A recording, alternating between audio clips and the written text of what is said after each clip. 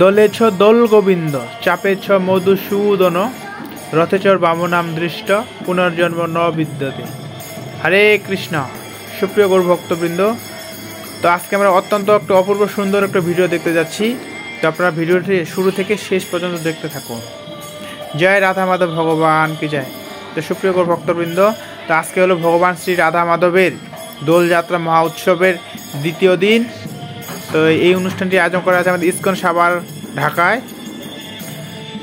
তো ভগবানের বিশেষ তিথিতে ভগবান আমাদেরকে বিশেষ কৃপা করার জন্য এই লীলাগুলি করে থাকেন। তো এটা হচ্ছে আমাদের আজকে ভগবান শ্রী রাধা মাধবের দোলযাত্রা মহোৎসব। এই দোলযাত্রা মহোৎসব আমাদের 5 দিন ব্যাপী চলে। গতকালকে থেকে এটা শুরু হয়েছে, একাদশীর দিন থেকে 5 দিন পর্যন্ত চলবে। তো আপনারা প্রতিদিন এসে ভগবানকে এই দোলনায় দোল খাওয়াতে পারেন। এই দোল খাওয়ালে ভগবানের বিশেষ কৃপা লাভ করা যায়। তাই শাস্ত্রে বলা আছে, দোলেছ দোল গোবিন্দ চাপেছ মধুসূদন রথেচর বামনাম দৃষ্ট পুনর্জন্ম ন বিদ্যতে। আপনি যদি এই দোলযাত্রায় অংশগ্রহণ করে ভগবানকে দোলনায় দোল খাওয়াতে পারেন এবং ভগবানকে দর্শন করেন, তাহলে বলা আছে আপনার আর পুনর্জন্ম হবে না।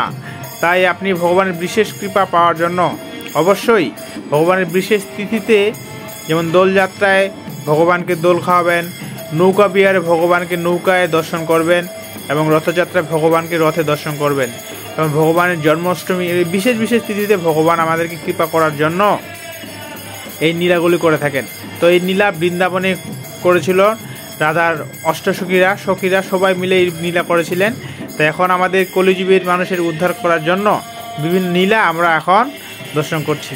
এটা ভগবানের বিশেষ কৃপা। ভগবানের বিশেষ কৃপা পেতে গেলে অবশ্যই আপনাদেরকে মন্দিরে আসতে হবে এবং কি ভগবানের দোলযাত্রায় অংশগ্রহণ করে ভগবানকে দোল খাওয়াতে হবে এবং কি ভগবানকে দর্শন করতে হবে এবং ভগবানকে প্রণাম করতে হবে।